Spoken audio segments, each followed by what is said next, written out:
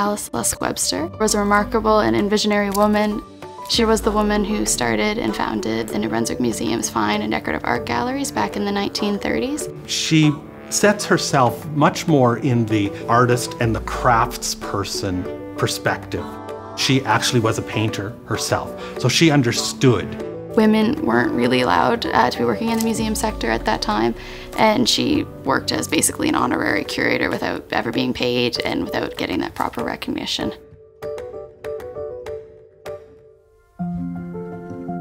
She was born in 1880 in New York. Throughout her childhood, she traveled through Asia, in particular Japan, with her parents. Traveling in the later part of the 19th century is rather impressive. When her father passed away, he actually left her $3 million, so at the time she was extremely wealthy.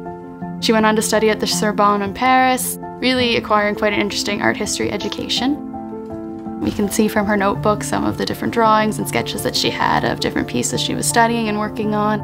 Really had a worldly vision for being such a young girl. She ended up meeting her husband in Europe, John Clarence Webster, who was from Shediac, New Brunswick. They moved back to New Brunswick, and it was then that the two of them really got involved with the New Brunswick Museum.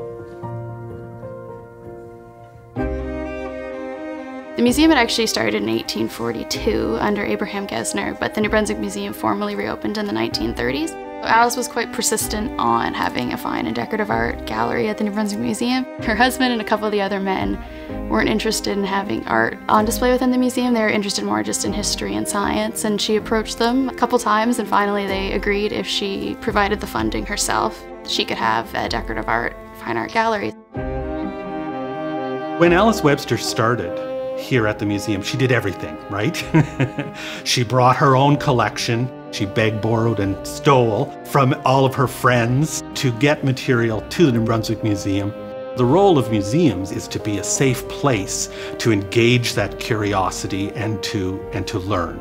Because most New Brunswickers were not going to travel the world, one of her ideas was to bring aspects of the world and human achievement back to New Brunswickers. She was just always kind of on a mission to improve the collection.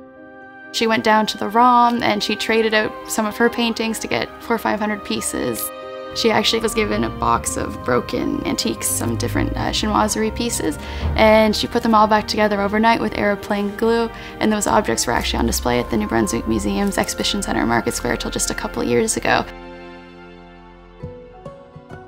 That has changed a lot in the last 80 years. You know, she would have been choosing where and how she was going to be storing things in the museum. Now we have collections management staff. She was buying magazines and books for the reference library. Now we have trained librarians and archivists on staff. So in a way, the role of the curator has narrowed down considerably to, in some museums, just the intellectual care, if you want, of the collections versus the physical care of the collections. I'm interested in becoming a curator because I like the idea that it's a hands-on historical job, so you're actually looking at history instead of just reading about it. To me, it's really inspiring just that she wanted to deliver so much knowledge and so much art to the province of New Brunswick.